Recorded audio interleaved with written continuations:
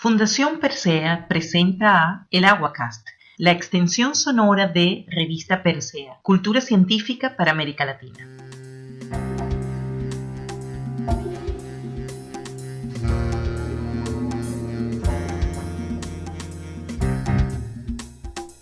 Hola, bienvenidos al Aguacast, el podcast de la Fundación Persea, en el que hablamos de ciencia por y para América Latina.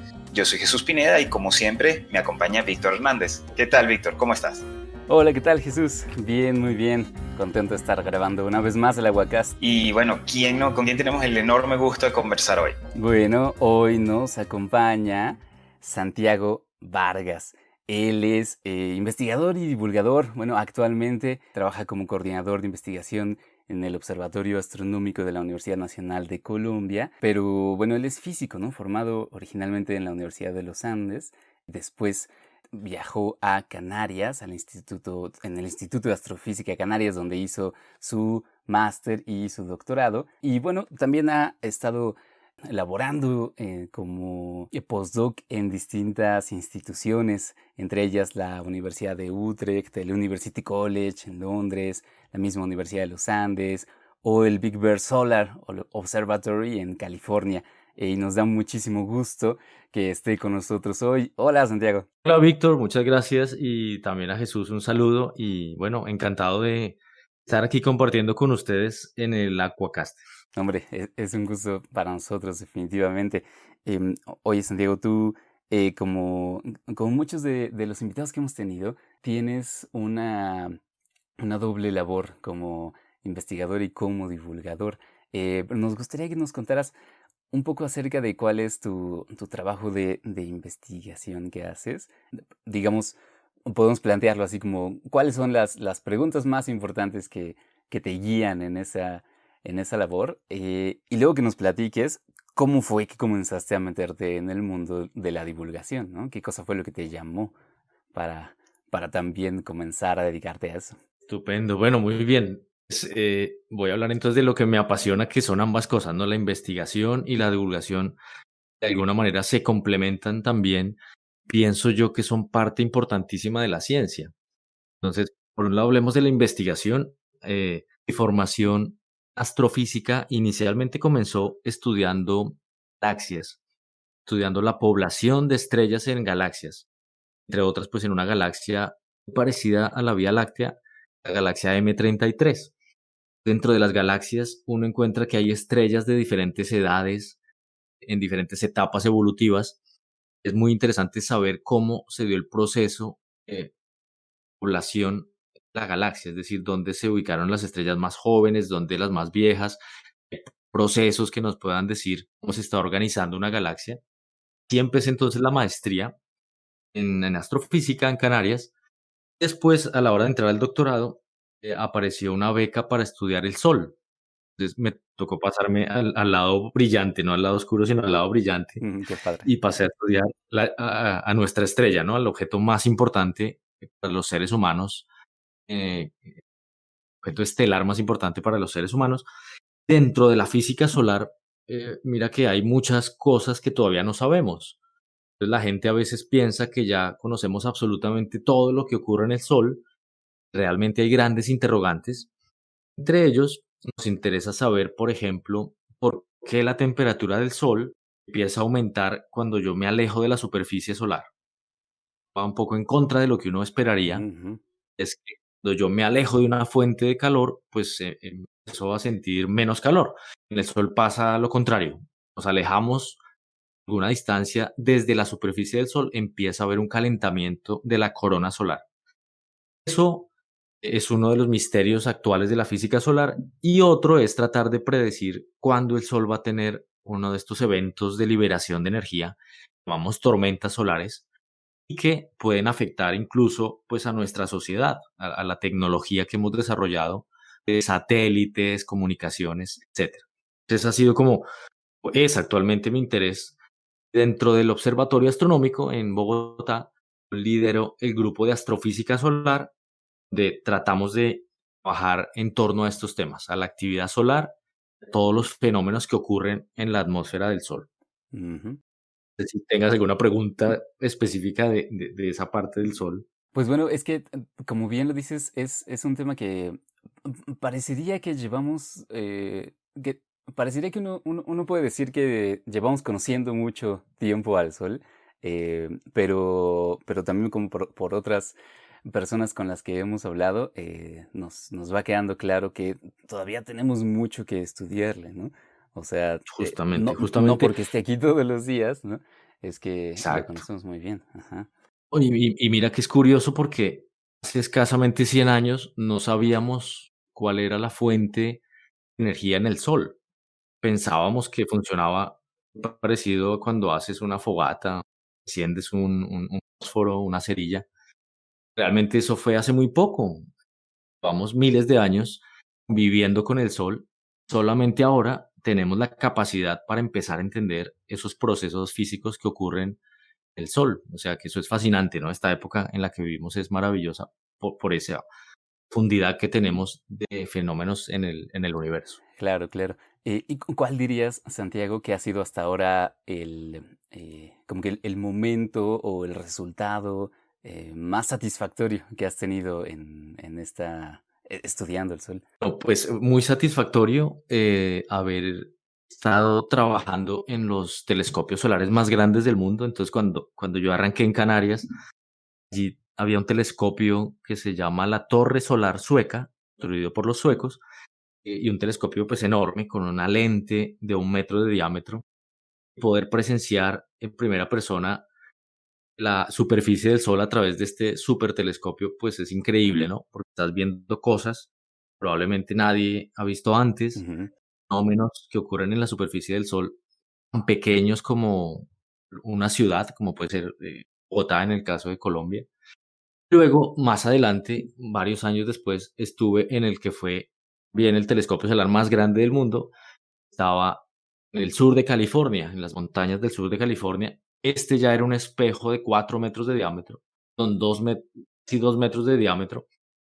Igual, ¿no? Entonces, ver en primera persona todo lo que está sucediendo en este momento en el Sol, con un nivel de detalle increíble, es sorprendente, ¿no? Y es muy llamativo ver que estás ahí presenciándolo y que necesitas ese instrumento porque no hay otro en el mundo que lo pueda hacer de esa manera. Pues eso es lo más satisfactorio. Ujú, sí, Y Santiago, una pregunta para aquellos escuchas que, aunque sean de esos apasionados por la ciencia, es posible que no sepan, no tengan una idea muy clara de todo lo que involucra el estudio de algo como hemos estado conversando, de algo que consideramos tan familiar como el sol, ¿no?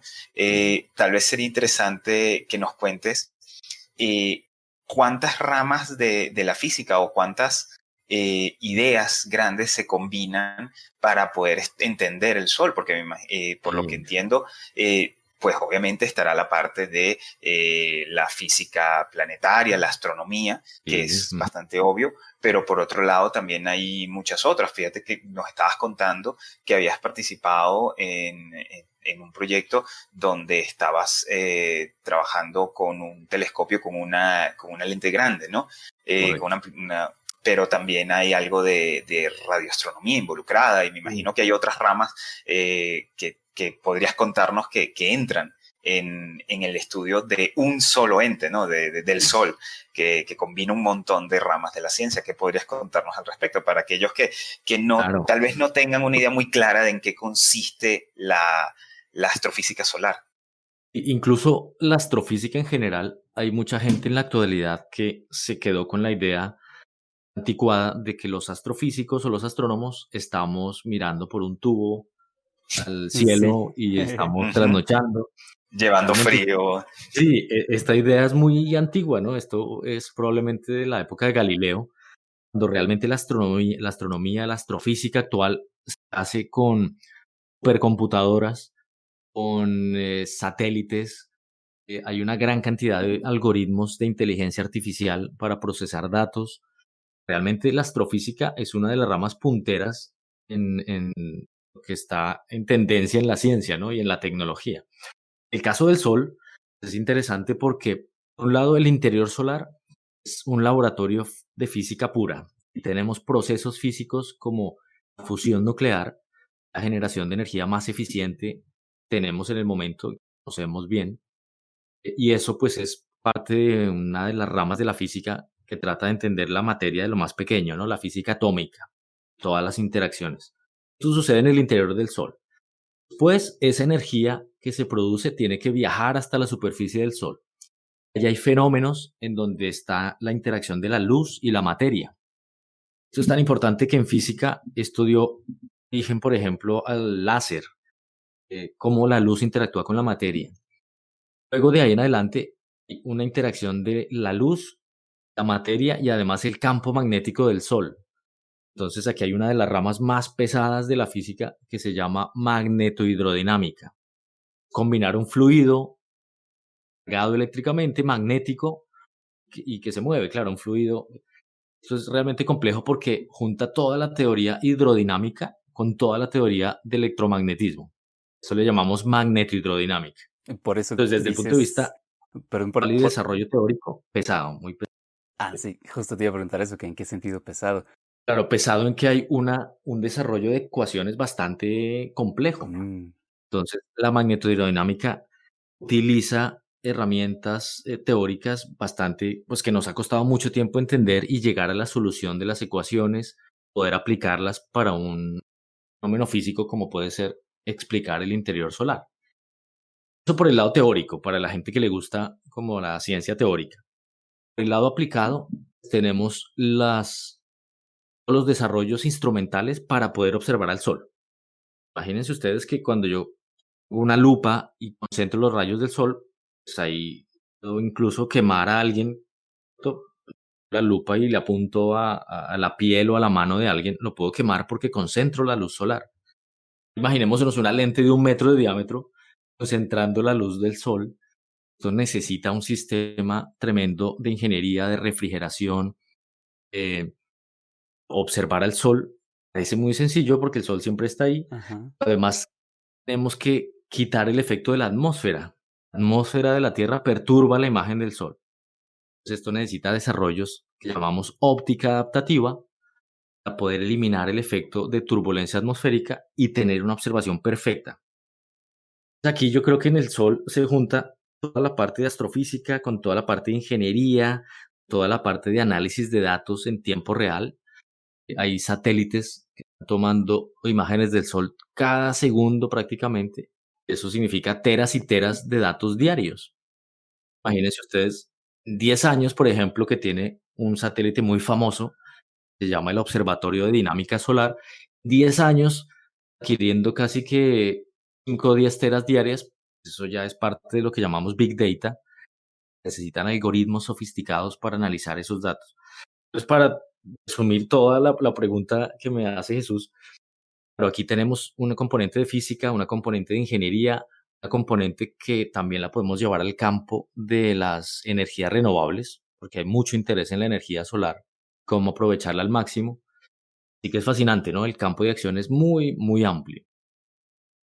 Sí, eso precisamente era la idea, que comprender que cuando hoy en día se está hablando de alguna rama de la ciencia o alguna rama específicamente de la física o de la biología, no estamos hablando solamente como mencionabas al principio, del estereotipo en el caso de un biólogo, de una persona viendo por un telescopio o simplemente por un microscopio, o en el caso de un astrofísico, alguien simplemente llevando frío en una noche completamente solo viendo por un telescopio, ¿no? Sino que hay, hoy en día la ciencia involucra un montón de líneas de conocimiento, como mencionabas, de magnetohidrodinámica, que para aquellos que los físicos también tendemos a pecar de tener un diccionario limitado. Cuando hablamos de fluidos, los físicos usamos una definición bastante amplia de lo que es un fluido, como bien Santiago puede dar fe.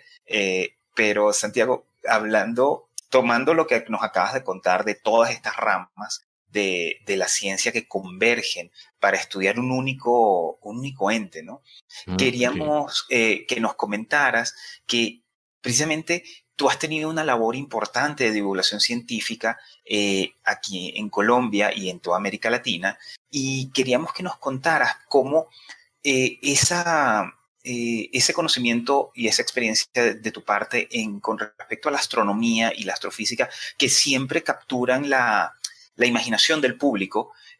¿Cómo has aprovechado este impacto, si se quiere, capacidad de entrada de la astronomía y la astrofísica para ampliar el conocimiento del público en general, y no solamente en el área de tu interés, que es la astronomía y la astrofísica, sino en otros aspectos científicos, precisamente con ese conocimiento multidisciplinario que hay que tener hoy en día para hacer ciencia?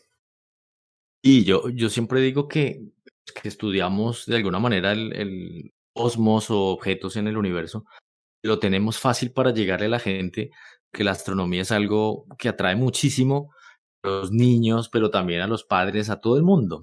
Simplemente con poner un telescopio en un parque o en un calle, la gente llega, hay mucho interés, con mucha curiosidad. Prácticamente la gente llega a nosotros y nosotros no tenemos que ir a buscar esa gente para comunicar la ciencia. Esto pues es una ventaja de la astronomía.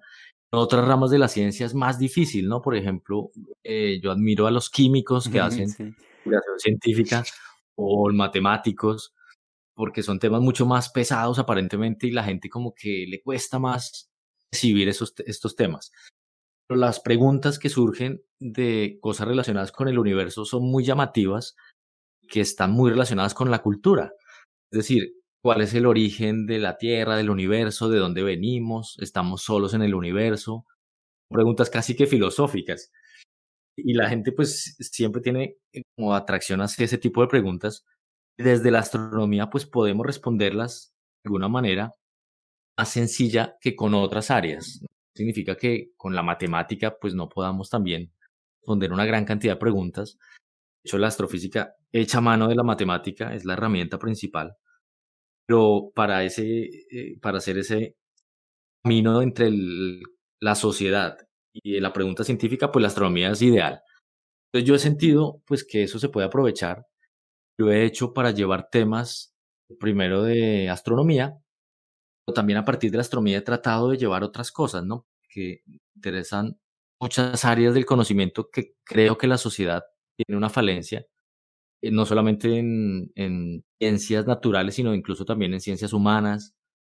Entonces me ha parecido muy sencillo acercarme al público, sobre todo en nuestros países en Latinoamérica, porque hay mucha demanda y hay muy poca oferta. Estamos acostumbrados a contenidos producidos pues en Estados Unidos, en Europa, por las grandes agencias espaciales, la NASA, Agencia Espacial Europea, no sé, el Discovery Channel o canales así ya muy, muy conocidos. Pero a la gente le gusta que la ciencia se le explique a alguien pues de la región. Es como hablar un lenguaje mucho más cercano, que quiere mucho más coloquial con las cosas que suceden en el entorno. Por eso me ha parecido que en el caso de Colombia la receptividad ha sido muy buena, que no habían este tipo de contenidos. Ahora cada vez se encuentra uno que hay más personas haciendo divulgación, más científicos interesados en comunicar ciencia, más periodistas interesados en el periodismo científico. Fue otra falencia importantísima que hasta ahora estamos nosotros tratando de cubrir, que en otros países nos llevan pues, años luz en este tema. Esa transversalidad de la astronomía también ha hecho, como mencioné antes, se puede hablar de otras cosas. Yo puedo llevar conceptos de química, de pronto de biología, y como que la gente recibe y cuenta la importancia de esos otros conocimientos utilizando la astronomía como una herramienta. Eso creo que es valor agregado que tiene la astronomía y es conectar a otras ramas del conocimiento y hacerlas muy cercanas al público. Sí, claro. Sí, como tema, digamos, de acercamiento, se puede aprovechar muy bien que es uno que, como que ya está en el imaginario popular, digamos, por default pensamos en divulgación de la ciencia y casi que nos vamos a astronomía de inmediato, ¿no? Pero Santiago, una cosa que me parece interesante al respecto de lo que comentaste es esta idea de que hay demanda del público fuera de la ciencia por contenido que tenga que ver con ciencia, porque en la mente de algunas personas no conciben que que a la gente le interese de verdad la ciencia, ¿no? O sea, pensemos, por ejemplo, en, no sé, editores de periódicos o directores de canales de tele, que casi seguro que si les propusieras meter más contenido de ciencia, te dirían, ah, pero al público eso no le va a llamar, ¿no? Entonces, quisiéramos preguntarte, como que en tu experiencia, ¿qué tan ávido has visto al público colombiano de ese tipo de temas o de ciencia en Y, general? y yo creo que muchas veces el público está subestimado, y los editores de medios de comunicación piensan que estos temas realmente o no interesan, o la gente no tiene el conocimiento suficiente para de alguna manera engancharse con estas noticias que tienen que ver con ciencia. Pero para la muestra, históricamente, transmisiones que tienen que ver con ciencia, pues han tenido una gran atención del público, ¿no? Pues con ciencia y con tecnología. Por ejemplo, la llegada del hombre a la luna en 1969, pues eso marcó un hito de espectadores. 500 millones de espectadores vieron esa transmisión y durante muchos años esa fue la transmisión televisiva más importante en la historia. Entonces esto muestra que la gente sí está interesada, pero hay que saber crear contenidos, no subestimar a la gente, porque muchas veces la gente pide contenidos serios, no noticias que se queden como en el chisme o el cuento. Y sobre todo, pues el acceso que ahora tenemos todos a través de Internet, una gran cantidad de información, pues eso puede verse por el lado bueno y por el lado malo. Lo bueno es que yo puedo acceder a muchos contenidos y lo malo es que hoy por hoy hay muchas noticias que son fake news, que son pseudociencia, y eso hace entonces que el papel del comunicador y del divulgador científico tenga ahora quiere mayor responsabilidad para tratar de que la gente llegue y acceda a contenidos serios, responsables, porque si no lo llevamos al otro extremo y el remedio sería me da, ¿no? Tener acceso a tanto conocimiento. Claro, y justamente como que hay un reto adicional tal vez en nuestros países acá en la región latinoamericana, que es que o sea, estamos en un contexto de profundas desigualdades de acceso al conocimiento científico o bueno, a la educación científica, ¿no? Porque, o sea, están esas desigualdades que conviven con esta marejada de información que a veces sí trae información científica veraz y precisa, pero también está muy llena de otras cosas, ¿no? Entonces, ese Y parece ser ese reto, ¿no? ahí también, fíjense que hay un problema y es el acceso a Internet, ¿no? Estamos hablando hay gran cantidad de contenidos en Internet, pero el acceso en el mundo de Internet realmente no es tan amplio como uno pensaría, y mucho menos en nuestra región latinoamericana. Claro. Eh, Eso hace entonces que no podamos descartar esas otras formas de llegar a la ciudadanía, a los ciudadanos, y que tengan que ver con, por ejemplo, ir a las regiones, hablar con la gente. O sea, eso es algo que no podemos obviar y no podemos dejar atrás, que entonces estaríamos olvidando completamente esta gran cantidad de población que no tiene otra manera de acceder al conocimiento. Y quisiera tomar precisamente justo lo que acabas de mencionar, Santiago, de cómo alcanzar a esas comunidades, especialmente en el caso particular de Colombia, que recientemente ha tenido la firma de estos acuerdos de paz que básicamente signan un antes y un después en la historia de tu país. Y cómo ha permitido eso llevarle la ciencia a comunidades que antes, bien por el conflicto, bien por razones socioeconómicas, como estabas mencionando, que no tienen fácil acceso a la ciencia o a los científicos, y en comunidades remotas colombianas. ¿Cómo has logrado llevarles el conocimiento científico que tú has tenido la oportunidad de desarrollar en Colombia y en otros lugares? ¿Cómo les has llevado la astronomía a estas comunidades?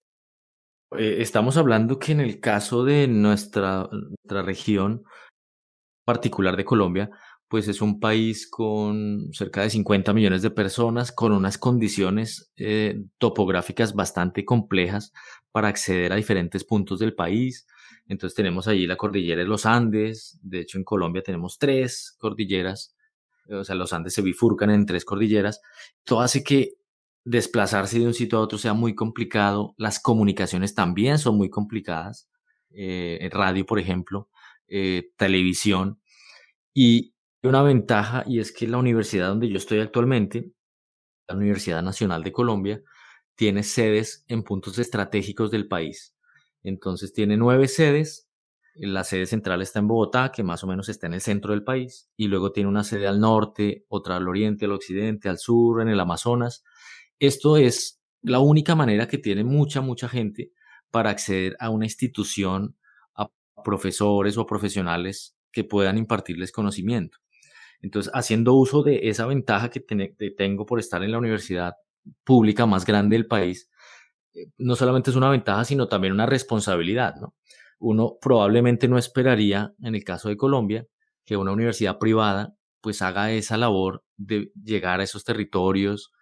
No es algo que uno espere, pero la universidad pública sí, porque se debe de todos los fondos, de los impuestos de los ciudadanos, y es la única que realmente puede hacerlo y tiene la responsabilidad moral y social de hacerlo.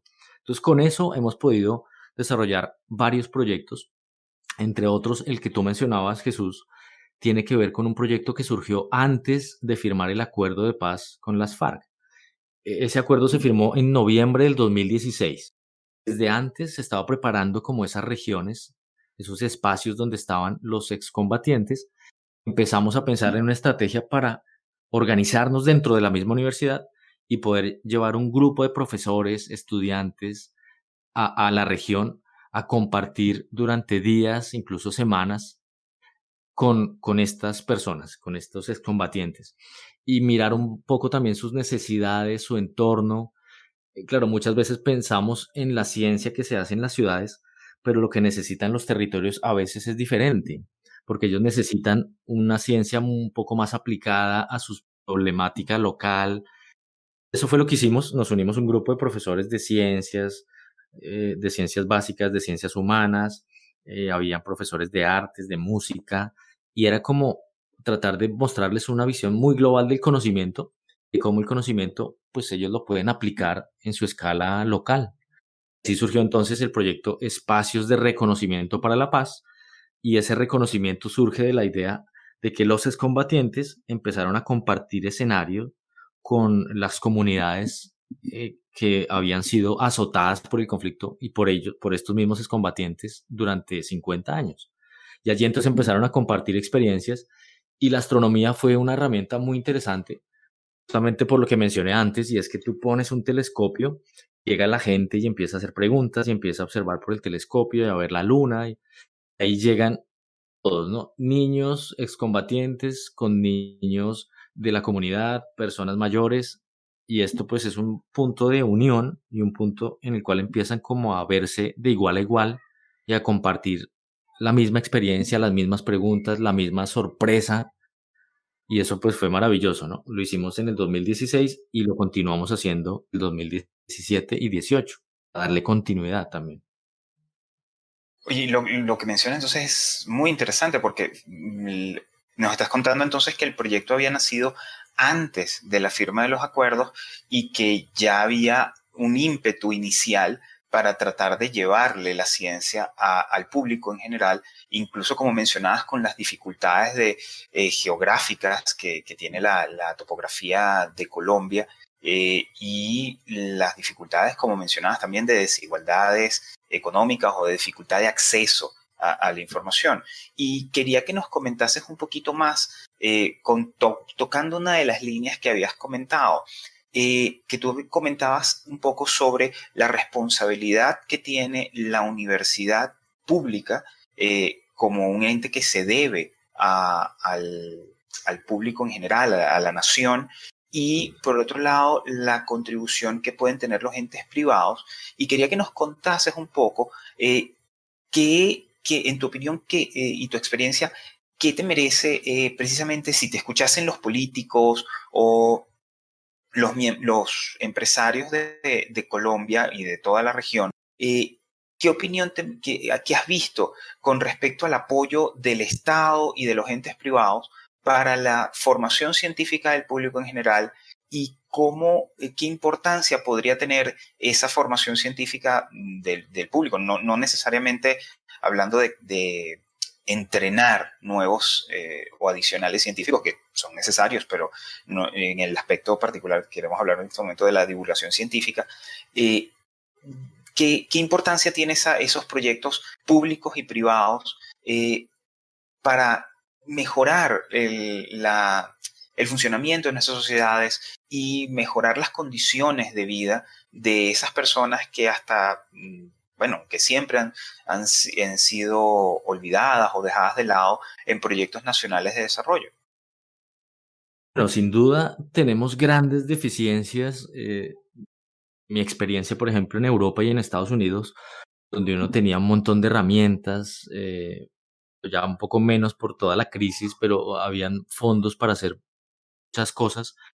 Y en Colombia en particular, pues uno se siente a veces haciendo todo con las uñas, ¿no? Con un esfuerzo enorme, las dificultades tremendas, pero aún así siento que el ánimo de hacer cosas es algo muy importante. Solamente los recursos económicos, también el ánimo de la gente, ¿no? Y eso pues es interesante porque dentro de la universidad encontramos un grupo de profesores, de estudiantes con esas mismas iniciativas, con esa misma pasión por hacer cosas. Eso pues es lo que hace que el proyecto pueda llegar a buen término y pueda desarrollarse bien. En cuanto a escasez, mira, la falta de infraestructura, por ejemplo, es algo muy destacado en nuestra región, la estructura científica, para que la gente acceda a sitios donde pueda recibir conocimiento científico. Sin ir muy lejos, planetarios. En Bogotá tenemos un planetario, en toda Colombia tenemos alrededor de unos 6, 7 planetarios, comparado con Japón, por ejemplo, que tiene doble población de Colombia, pero tiene cientos, casi 350 planetarios. ¿Por qué menciono los planetarios? Porque es un lugar en donde confluyen cosas muy interesantes. Llegan los niños, llegan sus familias, un sitio en donde uno empieza a entrar en contacto con la ciencia, con contenidos científicos. En mi caso particular, todo mi interés hacia la astronomía nació en el Planetario Bogotá, donde yo iba desde los 4 años. Ese fue mi primer contacto con la astronomía. Entonces, eso para mostrar que en Colombia y en nuestros países de la región, pues estamos muy limitados para ese tipo de infraestructura. Lo que tenemos que hacer entonces es ir a las regiones, lo que hicimos con este proyecto, y tratar de llevar esos contenidos, tratar de mostrarle a la gente la pertinencia y la importancia del conocimiento científico, pero también, como mencioné antes, o lo vuelvo a recalcar, no puede ser un conocimiento que no les sirva para nada, sino tienen que, el paso es tratar de mostrarles que ese conocimiento es importante para el desarrollo de su región. Así entonces logramos hacer proyectos productivos en algunas regiones, por ejemplo, enseñarles a construir una bomba para extraer agua, eh, elementos que ellos los puedan utilizar y puedan mostrarles cuál es la eficacia de la ciencia y de pensar ciencia a partir de cosas pequeñas de su vida cotidiana y luego pues ir creciendo, ¿no? Esto evidentemente no se hace de la noche a la mañana. Por eso muchas de las iniciativas no logran el objetivo porque van a una región, hacen algo, unos talleres y luego se van. Y esto nos decía la gente que era algo pues que ellos de hecho les hacía más daño, ¿no? Ellos sentían que eran como si estuvieran siendo usados, por poner un término. Les llevaban un conocimiento, se cumplían como unos objetivos y ya, iban y nunca más se volvía a saber de esta gente que iba. Nosotros lo que quisimos fue hacer un seguimiento para que la gente sintiera que era un proyecto de largo aliento, que sintiera una compañía. Estas personas también tuvieron la posibilidad de ir a Bogotá, hacer también como esa fase y es intercambio de saberes, que también quiero resaltarlo aquí. Es que nosotros no somos los que tenemos la verdad y vamos a las regiones a decirles qué tienen que hacer, porque lo que hacemos es un intercambio de saberes para que ellos se den cuenta por sí mismos la importancia de sus saberes también locales y cómo ponerlos a funcionar, a mejorar su entorno. Muy, muy interesante, Santiago, y nos quedamos con ese importante mensaje que mencionas, de la importancia tanto de que haya continuidad en los programas de formación científica del público en general, y también lo importante desde el punto de vista institucional y de los mismos científicos, de tratar de tener la sensibilidad de hacer la ciencia relevante para la audiencia a la que se le está hablando, que como has mencionado en repetidas ocasiones a lo largo de la conversación, es una de las cosas fundamentales a la hora de realmente tener un impacto válido y útil para el público en general a la hora de hablarles de ciencia.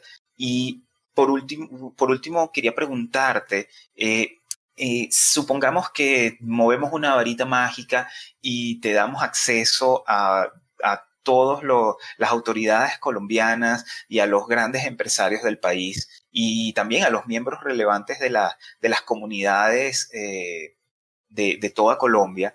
¿Qué mensaje querrías llevarles a ellos? ¿Qué mensaje querrías decirles tanto a los entes gubernamentales, a los entes privados y a las comunidades acerca de la importancia de la ciencia para sus desarrollos individuales y grupales como una nación? ¿Qué les querrías decir a cada uno de ellos? Claro, mira, en nuestros países que somos, por ejemplo, muy fanáticos del fútbol, por ejemplo, pues un sueño mío sería ese, ¿no? Que se le diera tanta importancia, por ejemplo, a estas regiones, a hacer una cancha de fútbol, hacer un sitio en donde podamos tener un planetario o un espacio en donde pueda haber creación o co-creación en torno al conocimiento, la ciencia. Que claro, no significa que vaya en contra, obviamente, del deporte, ni mucho menos. Uno se pone a pensar y bueno, alguien se pone a jugar fútbol, pues al final es el desarrollo individual de esa persona, ¿no? Luego este jugador lo contrata el Real Madrid y se vuelve una gran estrella y ganan muchos millones. Realmente eso como que no le dejó nada al resto de las personas o a la comunidad. Es una ganancia muy, muy endogámica. Si yo hago un espacio en donde haya la posibilidad de desarrollar ideas, esto es algo en el cual todos los miembros de la comunidad van a empezar a crecer y van a poder transformar realmente la comunidad. No solamente transformarse ellos mismos y ganar mucho dinero y viajar a Europa y convertirse en estrellas, sino que sí están dejando como algo mucho más a largo plazo, a que empiecen a mejorar las condiciones de la comunidad, de la región y de los países. Eso pues sería interesante, ¿no? Tratar de coger un poco de esos recursos que ahora de alguna manera gastan en otras cosas y tratar de coger y empezar a aportar un poquito a este tipo de espacios, talleres, obviamente escuelas, tenemos una deficiencia de formación tremenda, el acceso a la educación básica es muy limitado. Para ponerles un ejemplo, en la Universidad Nacional de Colombia pues, tenemos muchos estudiantes, pero cada año se presentan más de 100.000 estudiantes, solamente menos de un 10% logran entrar, simplemente porque no hay más dinero para poder financiar sus estudios. Entonces se están quedando cada año decenas de miles de estudiantes que quieran estudiar, que no pueden acceder a esta educación, la única a la cual podrían acceder porque es la más económica. Eso nos está diciendo que cada año se van acumulando miles y miles y miles y miles de estudiantes. Si no acceden a esa formación, pues se van a dedicar a otras cosas, a lograr obtener sus sueños frustrados, por ejemplo, de acceder a la universidad. Hay un problema serio de acceso a la educación. Se podría financiar con algunas cosas, ¿no? Trata de repartir bien, yo creo, los presupuestos y tratar de que la educación tenga una prioridad. Me parece importantísimo hacer la apuesta que hicieron países como Corea, el mismo Japón, apostaron por la educación y hoy por hoy, pues, son grandes ciudades desarrolladas y con una calidad de vida mucho más alta que la nuestra. Sí, claro, definitivamente que sí es una de las grandes carencias que se tienen que atender en nuestras regiones. Pero Santiago, permítenos volver un poco a una de las cosas que estabas comentando antes, pero para girar hacia el último tema que queremos hablar contigo. Y es que en esta filosofía de bueno, esta filosofía particular que tienes al respecto de la divulgación de la ciencia, o sea, que la mencionas como una labor que debe ser claramente de dos vías, ¿no? O sea, en esta idea de intercambio de saberes, que creo que es un acercamiento a la divulgación muy, muy ventajoso para países como el nuestro, ¿no? Es una idea de la divulgación en la que se plantea una relación mucho más horizontal, ¿no? Con las personas con las que te estás comunicando. Y fíjate que no sé si te ha pasado en estas últimas semanas o, bueno, meses ya, en que estamos en esta situación global en la que nos encontramos, eh, en el que el tema de la pandemia está presente todo el tiempo, ¿no? Y como es un tema científico, eh, pues la, parecería que sería muy natural que una buena parte del público se acercara a los científicos, ¿no? Y estoy seguro también que pasa en los círculos más cercanos, porque si bien, bueno, digamos tu especialidad es la astronomía, de todos modos, cuando el público piensa en un divulgador de la ciencia, como que piensen que, bueno, pues me puede hablar de ciencia en general, ¿no? Entonces, seguramente que has tenido en algún momento que atender cuestiones o disipar dudas, o Claro. incluso confrontar fake news, ¿no? Y a Y veces lo más difícil es que, como todo eso puede provenir del círculo cercano, no sé, o sea, familia o amigos, esta filosofía de la divulgación de la ciencia que implica una horizontalidad, pues se pone mucho más de manifiesto, ¿no?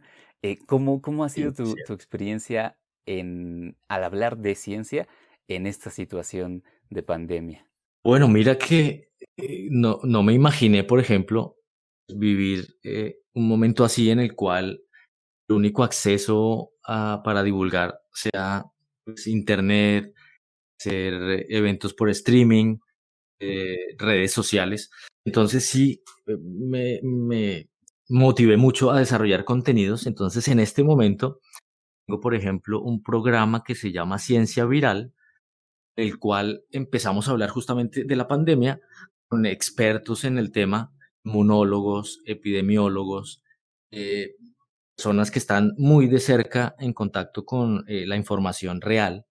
Lo que quisimos es que estas personas tuvieran un espacio para poder llegar al público. Utilizamos medios masivos, como por ejemplo el periódico El Tiempo en Colombia, que es muy, muy, muy grande, muy leído. Logramos entonces hacer streamings a los cuales, pues, uno tuvimos 420.000 personas visualizando Wow. pues, lo que estábamos diciendo. Me parece muy importante porque es como hacer la conexión entre los científicos que probablemente no están interesados en comunicar estos contenidos, pero nosotros les damos como esa motivación y esas herramientas para que ellos puedan hablar, nosotros llevarle a la población pues las ideas enteras, reales. Esto de alguna manera es algo que se hace frecuentemente porque la gente pues accede a un montón de contenidos en redes sociales, muchísimas noticias fake, en WhatsApp hay un montón de cadenas de noticias fakes. Creo que se dice, han surgido alrededor de 80.000 noticias fakes en torno al COVID-19 estos 2 meses. Hace que sea muy fácil llegar a una noticia fake. Eso es tan importante que los científicos realmente empiecen a sentir esa responsabilidad, llevarle los contenidos reales a la gente. Muchos yo sé que les da de pronto pereza o simplemente se sienten que no tienen la capacidad de comunicar las cosas de la mejor manera. Yo creo que hay que hacer un esfuerzo. Científicos tenemos que hacer un esfuerzo extra para llegar a la gente que tenemos también esa responsabilidad, ¿no? Que si nosotros tenemos acceso a un conocimiento, tenemos que darle a la gente ese derecho también, acceder a ese conocimiento. Es a través de nosotros, pues hay que hacerlo. Entonces ha sido muy gratificante poder tener tanta gente viendo estos contenidos donde hablamos de muchas cosas y no solamente de astronomía, sino de cosas en este momento, en la coyuntura actual, son muy importantes para la gente saber, ¿no? Así que eso creo que ha sido bastante valioso y sobre todo estos contenidos en español, Claro. que muchas veces hay muchos contenidos en inglés, pero mucha gente no tiene por qué entender estos contenidos y quiere que le hablen, lo decimos de tú a tú, ¿no? Sí, sí, por supuesto. Y además, o sea, hacerlos en esta lengua que compartimos da la oportunidad de que viajen por toda la región de hispanohablantes, ¿no? Sí, Y que es mucha gente, ¿no? Somos muchísimos hispanohablantes y pues no quiere que le hablen en su idioma. Yo creo que esa es una manera más cercana de llevar un contenido y de tenga buena sí, receptividad. definitivamente. Santiago, nos dices entonces que el proyecto es Ciencia Viral, ¿verdad? ¿Dónde lo podemos Ciencia viral. buscar así, tal cual? Tal cual, si pones en Google, en un navegador, ciencia viral, ya te sale el contenido que hacemos todas las semanas.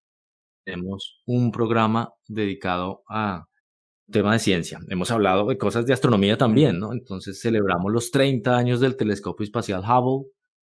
Hemos hablado incluso hasta de ovnis. ujú. ¿Se acuerdan esa noticia Ay, que sí. salió por ahí de que han revelado unos videos de ovnis del Pentágono? Bueno, tratar de desmitificar un poco todas esas noticias rápidas que la gente lee, que se queda con una idea muy alejada de la realidad. Buenísimo, perfecto. Muy bien. Pues Santiago, estamos llegando al final de la charla, pero no queremos dejarte ir sin que antes nos puedas dar algún método de contacto para que la audiencia que nos esté escuchando, que se interese en seguirte tal vez en alguna red social o contactarte directamente, ¿dónde lo puede hacer? Claro que sí. Bueno, pueden entrar a la página del Observatorio Astronómico Nacional de Colombia. Allí me pueden encontrar, pero en redes sociales, Twitter principalmente, que manejo @astrosvd. Son las iniciales de mi nombre, Santiago Vargas Domínguez, astrosvd. También Astronomía OAN, son del Observatorio Astronómico. Soy muy activo en Twitter, ahí tengo mucha información, es muy interesante y pues, yo creo que a la gente le va a gustar mucho. Así que muchas gracias por la invitación y bueno, de nuevo recalcar la importancia que la gente empiece a ver a la ciencia como algo cercano, Ujú, ujú. algo alejado que hacen unos pocos encerrados por allá en un laboratorio, que es algo muy cercano, nos atañe absolutamente a todos. Claro, claro. Excelente, excelente Santiago. Y de nuevo, muchísimas gracias y nos quedamos de nuevo con ese mensaje de la importancia de la sensibilidad y la empatía del científico a la hora de llevar la información al público en general, de tomar en cuenta las necesidades que tiene el público al que se le está hablando, un mensaje muy importante. Y bueno, de nuevo, muchísimas gracias por tu tiempo, Santiago. Y a ti, Víctor, como siempre, muchísimas gracias por acompañarme. No, gracias, Jesús, a ti. Y bueno, a nombre de Víctor Hernández, yo soy Jesús Pineda y esto fue el Aguacast, el podcast de la Fundación Persea. Pueden encontrar más información sobre este tema y otros muchísimos más en nuestra página web www.revistapersea.com y pueden ayudarnos en nuestra labor de divulgación de ciencia por y para América Latina, contribuyendo a nuestro Patreon en patreon.com/Persea Foundation. De nuevo, muchísimas gracias y hasta la próxima.